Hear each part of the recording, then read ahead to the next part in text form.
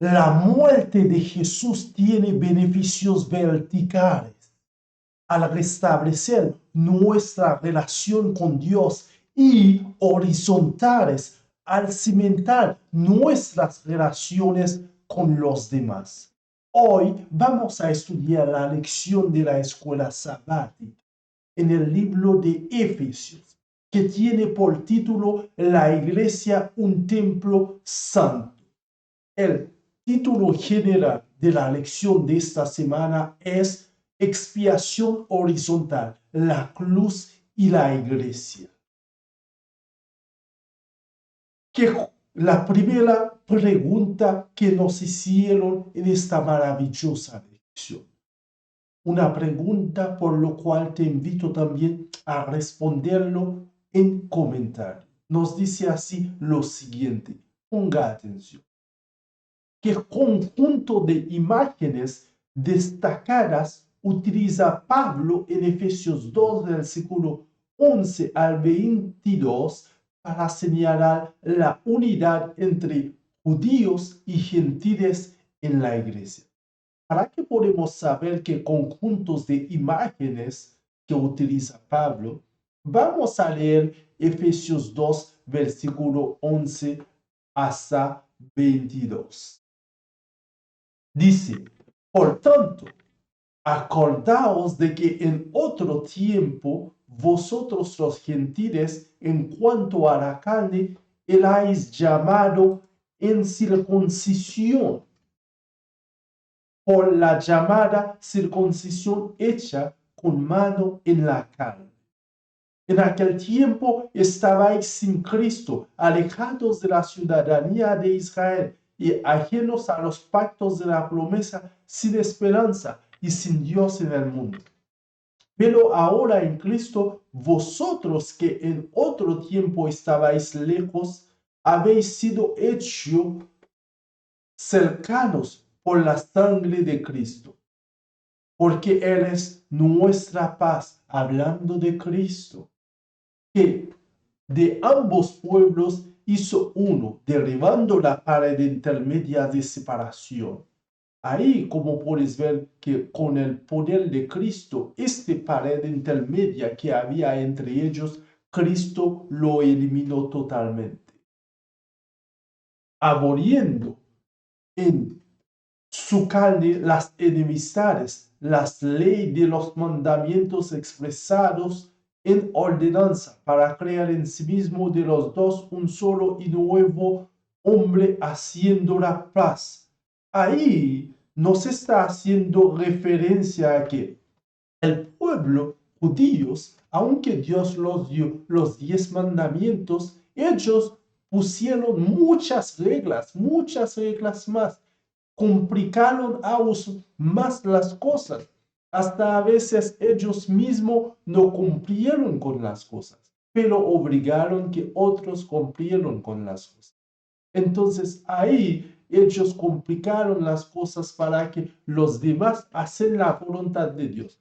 Por eso ahí nos dice, aboliendo en su carne las enemistades, ¿ok? Y la ley de los mandamientos expresado en ordenanza. Ahí no está haciendo referencia a los 10 mandamientos de Dios, porque los 10 mandamientos de Dios son intocables, porque es palabra de Dios misma.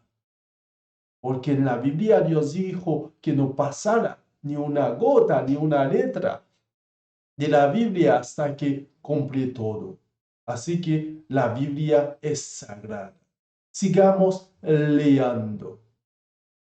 Y mediante la cruz, reconciliar con Dios a ambos en un solo cuerpo, matando las enemistades, y vino, anunció las buenas nuevas de paz a vosotros que estabais lejos y a los que estaban cerca también, porque por medio de él los unos y los otros tenemos entrada por un mismo espíritu al Padre. Así que ya no sois extranjeros ni advenedizos, sino conciudadanos de los santos y miembros de la familia de Dios, edificados sobre el fundamento de los apóstoles y profetas, siendo la principal piedra del ángulo Jesucristo mismo, en quien todo el edificio bien coordinado va creciendo para ser un templo santo en el Señor, en quien vosotros también sois juntamente edificado para morada de Dios en el Espíritu Santo. Como puedes ver, ahí es más enfocada en unión. Bien, Pablo se destaca la unión que hay ahora.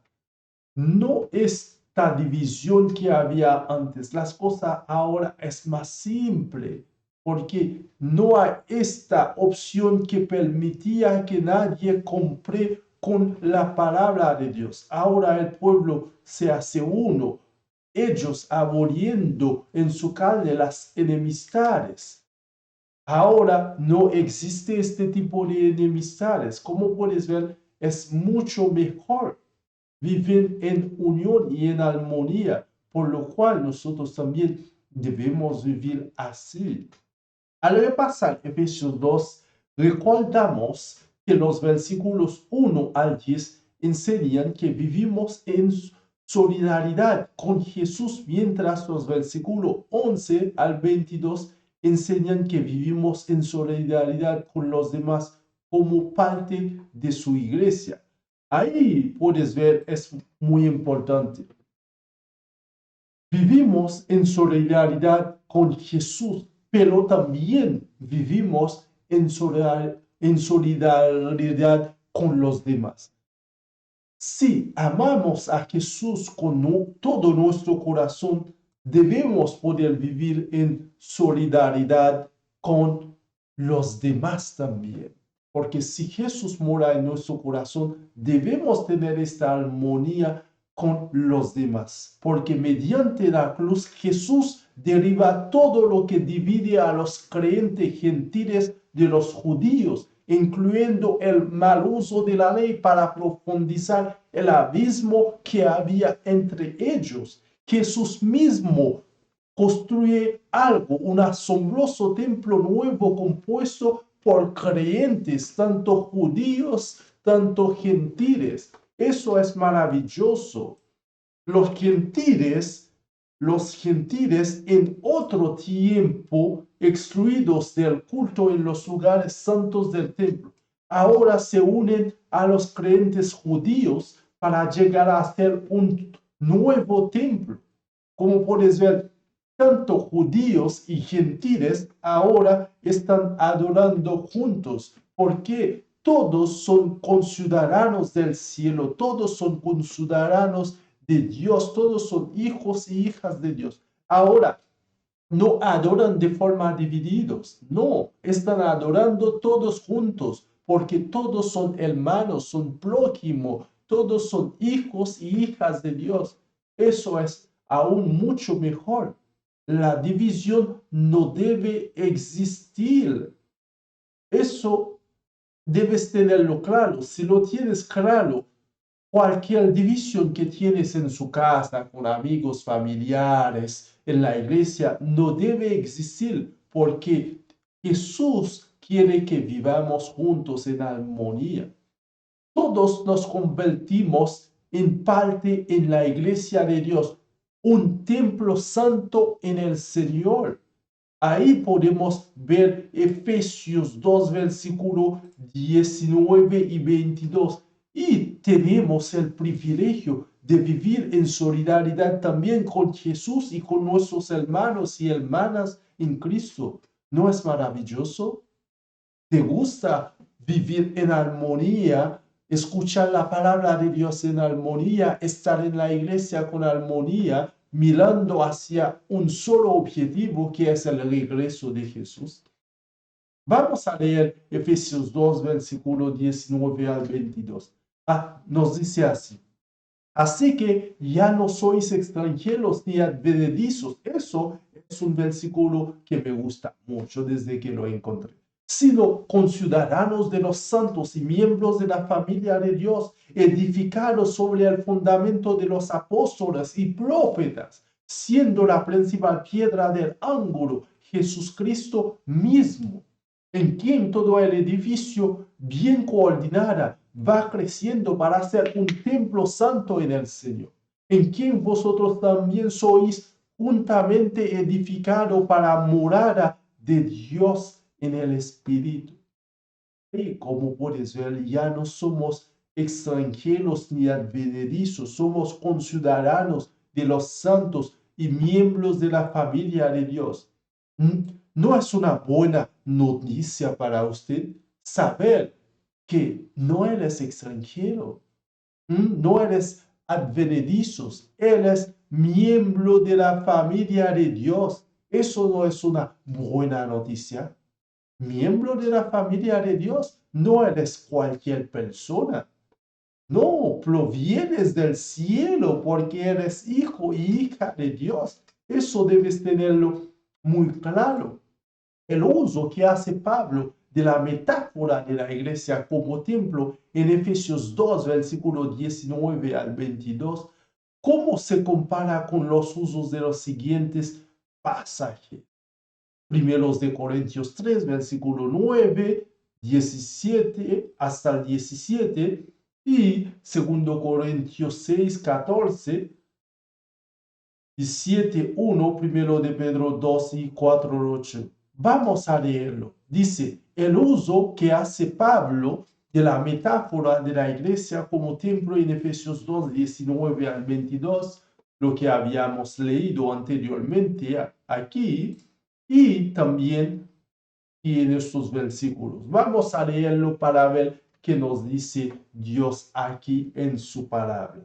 Ponga atención y cualquier cosa que te llama la atención, déjalo en comentario para que podamos compartir esta lección juntos. Y si aún no te has suscrito, por favor, hazlo.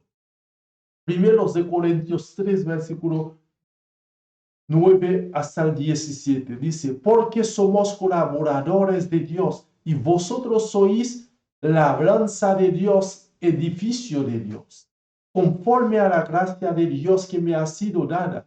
Yo como perito arquitecto puse el fundamento y otro edifica encima, pero cada uno mire cómo sobreedifica. Porque nadie puede poner otro fundamento que el que está puesto, el cual es Jesucristo. Ahí está el pilar, Jesucristo. Sigo leyendo. Y si sobre este fundamento alguno edificare oro, plata, piedras preciosas, madera, heno, hojarasca, la obra de cada uno sea la manifiesta, porque el día la declarará, pues por el fuego será revelada. Y la obra de cada uno, cual sea el fuego, la probará. Si permaneciere la obra de alguno como sobre edifico, recibirá recompensa. Si la obra de alguno se quemare, él suplirá pérdida, si bien él mismo será salvo, aunque así como por fuego. ¿No sabéis que sois templo de Dios y que el Espíritu de Dios mora en vosotros? ¿Sí? ¿Sabes eso? Que el Espíritu de Dios mora en usted. Si alguno destruye el templo de Dios, Dios le destruirá a él, porque el templo de Dios, el cual sois vosotros, santo es. Ahora lo sabes, ¿ok? Si te había olvidado, ahora esta lección te lo recuerda. ¿No sabéis que sois el templo de Dios y que el Espíritu Santo mora en usted? Si alguno destruye el templo de Dios, que es su cuerpo, Dios le destruirá a él. Ahora, ¿cómo estás destruyendo tu cuerpo? ¿Lo estás haciendo sin saberlo o lo estás haciendo intencionalmente? Porque el templo de Dios, el cual sois vosotros, dice Dios, santo es. Así que su cuerpo es santo, debes cuidarlo, debes protegerlo, debes hacer la voluntad con su cuerpo, con su alma, con todo lo que tienes.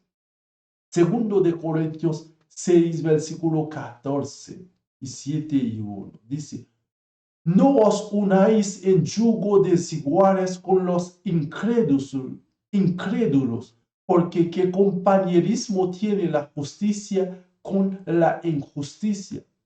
¿Y qué comunión la luz con las tinieblas? Hablas fuerte y claro. ¿Y qué concordia Cristo con Belial? ¿O qué parte el creyente con el incrédulo?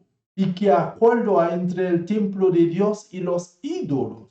Porque vosotros sois el templo de Dios viviente, como Dios dijo: habitaré y andaré entre ellos, y seré su Dios, y ellos serán mi pueblo.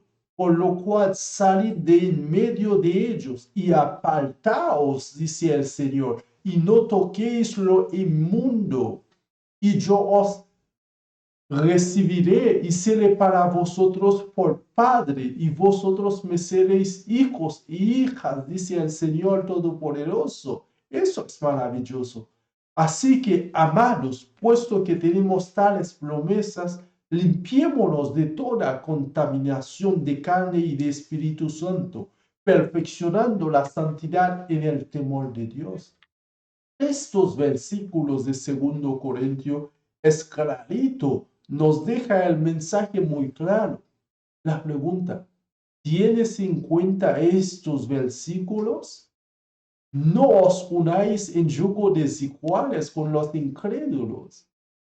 A veces decimos que Dios hará el resto. Somos hijos o hijas de Dios, pero nos casamos con alguien que no cree en Dios. Eso desde el principio va a ser una lucha, porque Dios mismo te lo dice: no os unáis en yugo desigual. Nos dice que comunión tiene la luz con las tinieblas. Ninguna comunión. ¿O qué parte el creyente con el incrédulo? Nada. El incrédulo debes orar para él o para ella, orar para estas personas, llevarlo el mensaje. Pero, por ejemplo, casarte con alguien que no cree en Dios y tú crees en Dios, en el principio va a ser una lucha. Va a ser una lucha. Que Dios te bendiga, que cuide. Debes seguir la palabra de Dios, hacer la voluntad de Dios tal como Dios dice aquí, y así para que te vaya bien. Leemos primero de Pedro 2, versículo 4 y 8. Nos dice: acercándoos a él, piedra viva, desechada ciertamente por los hombres, mas para Dios escogida y preciosa. Vosotros también, como piedras vivas, sed edificados como casa espiritual y sacerdote santo, para ofrecer sacrificios espirituales aceptables a Dios por medio de Jesucristo, por lo cual también contiene la Escritura: y aquí pongo en Sión la principal piedra del ángulo, escogida, preciosa, y el que creyere en él no será avergonzado. Para vosotros, pues, los que creéis, él es precioso, pero hacer la cabeza del ángulo y piedra tropiezo y roca que hace caer, porque tropiezan en la palabra, siendo desobediente, a lo cual fueron también destinados. Y como puedes ver, la palabra es claro, tropiezando en la palabra, siendo desobediente. Ahora te pregunto, ¿él es desobediente? ¿Él es desobediente? ¿Sabes lo que debes hacer según la palabra de Dios y no lo estás haciendo? Sí, porque a veces sabemos lo que debemos hacer, pero no lo hacemos, simplemente pasamos de largo. Aunque nuestra conciencia nos llama, pero nada, no lo hacemos. Tenemos que hacer todo lo posible para hacer la voluntad de Dios y así para que Dios nos pueda bendecir. Como puedes ver, está clarito el mensaje aquí en los versículos. Debes hacer todo lo posible para poder aplicar la palabra de Dios en tu vida, para que puedas recibir las bendiciones de Dios. Las bendiciones de Dios están disponibles para usted. Debes reclamarlo, pero para reclamarlo no debes ser desobediente, debes hacer todo lo posible para hacer su voluntad, porque es ahí donde Dios te va a bendecir. Sigamos con la lección. Pablo emplea la metáfora de la iglesia como templo, como imagen que corona la inclusión plena de los gentiles en la iglesia. Eso es bueno porque los gentiles no estaban incluidos en la iglesia. No tenían la posibilidad de adorar en el templo. Ahora sí. Si bien antes tenían prohibido adorar en el atrio de Israel en el templo, ahora no solo tienen acceso, sino además ellos mismos se convierten en materiales de construcción para un nuevo templo diseñado para la morada de Dios mediante el Espíritu Santo. Ahora, como puedes ver, las cosas es muy diferente. Ahora ellos es parte de la iglesia para construir nuevo templo, la morada de Dios mediante el Espíritu Santo. Todos somos hijos y hijas de Dios. No debe haber división. Todos tenemos el derecho de adorar a Dios en un templo, porque es la casa de Dios. Por eso Dios mismo dejó un día especial, trabajo 6 días y descanso el séptimo día para que nosotros podamos adorarlo. ¿Te gustaría adorar a Dios en Almoría? Ahí Dios dejó un día especialmente para que puedas adorar, porque dijo, trabaja 6 días y descansa el séptimo. Sí, algunos trabajan 5 días y descansan 2 días. Y tampoco van a la iglesia, adoran a Dios al séptimo día. Si quieres recibir las bendiciones de Dios, haz su voluntad. Eso no significa que Dios no te va a bendecir, no te va a proteger si no haces su voluntad. Dios siempre te va a bendecir, siempre te va a cuidar porque Él es su hijo, su hija. Dios no hace excepción de persona. Aquí la lección dice, los autores del Nuevo Testamento emplean la metáfora del templo para visualizar la santidad de la iglesia, el rol de Dios en la fundación y el crecimiento de la iglesia y la solidaridad de los creyentes dentro de la iglesia. La metáfora se utiliza junto con el lenguaje biológico. Ahí nos invita a ver Efesios 2, versículo 21. Dice, en quien todo el edificio bien coordinado va creciendo para ser un templo santo en el Señor. Dice, ustedes son edificados juntos. En lugar de una imagen estática, la iglesia puede reconocer su identidad como el templo del Dios viviente. ¿Te sientes parte del templo del Dios viviente? Déjame un comentario. Déjame un comentario. Y así para que yo pueda saber qué estás pensando sobre esta lección. Porque esta lección es maravillosa. Fue hecho para usted para que puedas estudiar la palabra de Dios diariamente. Ahora vamos a ver los comentarios de Hereda de White sobre la lección de hoy, sobre todo lo que estamos estudiando.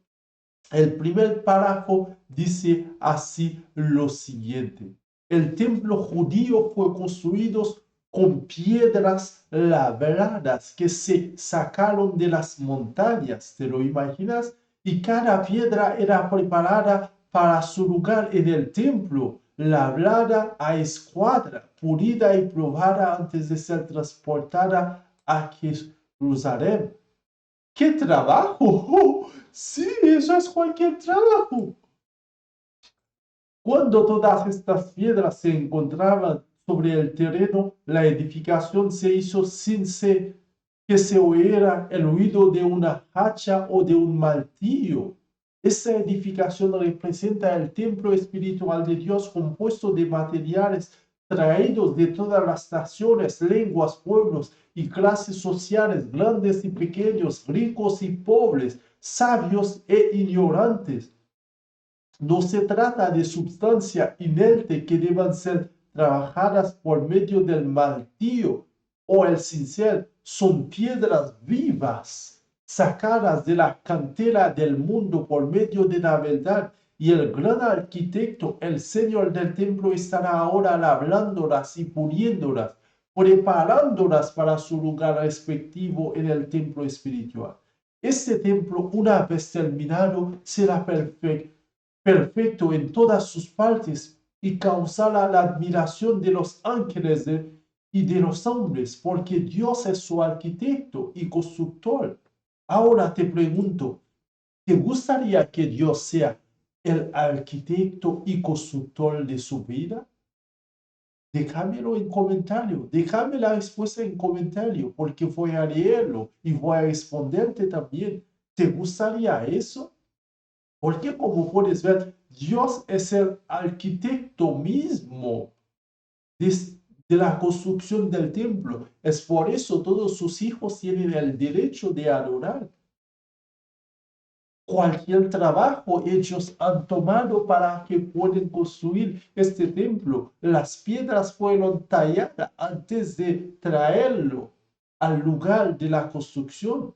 Eso es un trabajo increíble.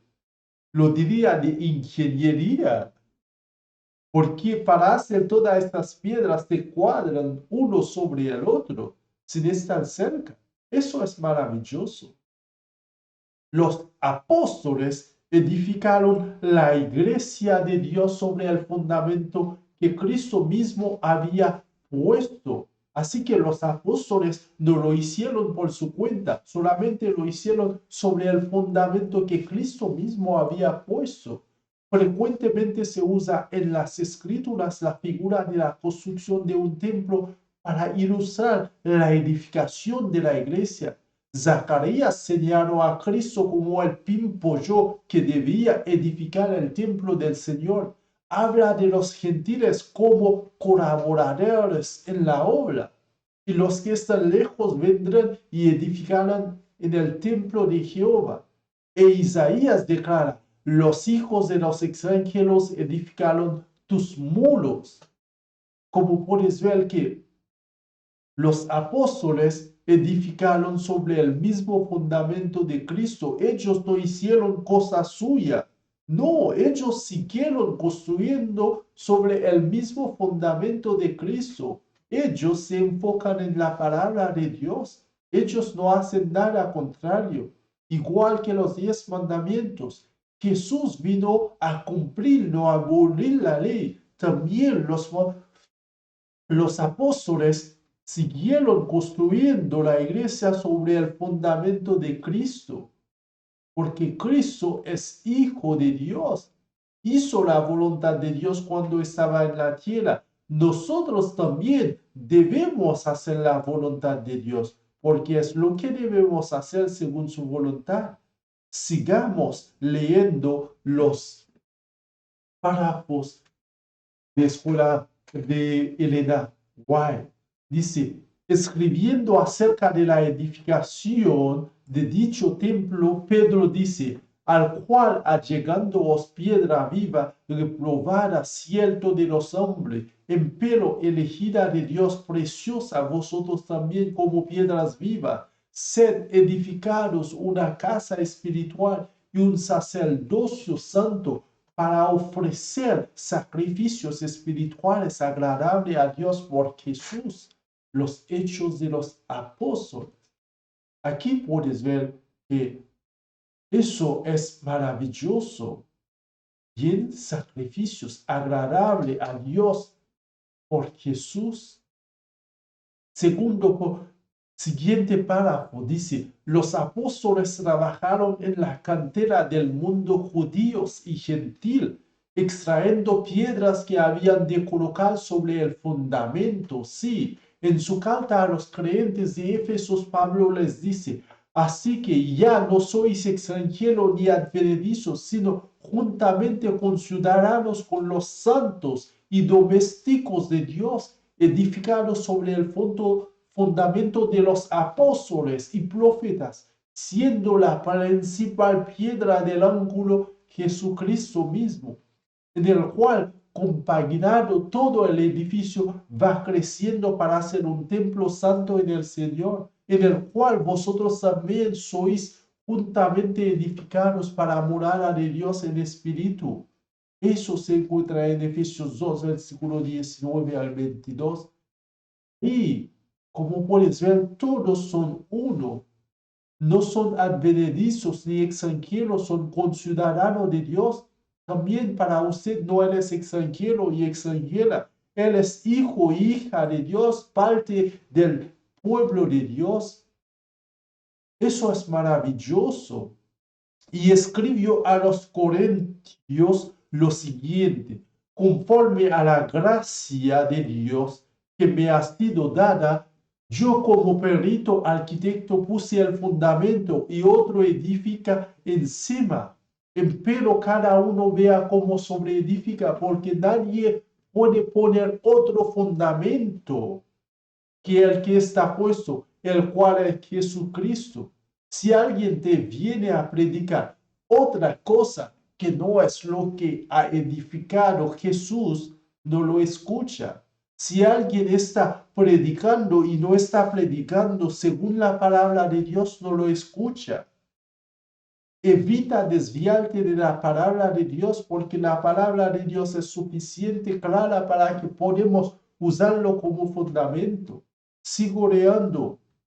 Y si alguno edificare sobre este fundamento oro, plata, piedras preciosas, madera, heno, hojarasca, la obra de cada uno se la manifestará, porque el día la declarará, porque por el fuego se la manifestará, y la obra de cada uno cual sea, el fuego hará la prueba. 1 Corintios 3, 10 hasta el 13. Los Hechos de los Apóstoles, página 476. Como puedes ver, el fundamento mismo es Jesús. Si alguien está construyendo sobre otro fundamento que no es la de Jesús, evítalo. Debes estar fundamentado todo lo que dices en la palabra de Dios, no debes desviarse. Si alguien busca excusas para no hacer la voluntad de Dios, eso es su propia excusa que debe servirse a él o a ella. Pero usted no debe tomar o hacer excusas para no hacer la voluntad de Dios. ¿Te imaginas que Dios busca las excusas para no bendecirte, para no cuidarte en la calle, para no cuidar tu casa? Sí, sería muy malo. Me imagino que Dios no duerme porque Dios día y noche te está cuidando, te está bendiciendo, te está dando nuevas oportunidades. Así que debes tener eso muy claro. La iglesia, un templo santo, tu cuerpo es templo del Espíritu Santo. Debes cuidarlo, debes protegerlo. No debes destruir tu cuerpo, hacer cosas o comer cosas que te dañan. Porque si destruyes el cuerpo de Dios, el templo de Dios, Dios te destruirá también. Es ahí donde tú preguntas cuando uno toma demasiado alcohol, destruyendo todo su sistema neuronal, cuerpo. Al final se destruye a sí mismo, porque Dios lo dice en su palabra. Si destruyes su templo, te destruirá también. Al final te destruiste a tú mismo, tú misma. Así que, por favor, cuida tu cuerpo, cuida tu templo, haz la voluntad de Dios. Y te invito a suscribirte, dar me gusta, deja un comentario. Mi nombre es Cliff Millian. Te veo en el siguiente video y en la siguiente escuela sabática. Que Dios te bendiga. Te deseo un excelente día. Saludos cordiales. No olvida, suscríbete, dejar un comentario y hacer clic en la campanita. Bendiciones. Saludos.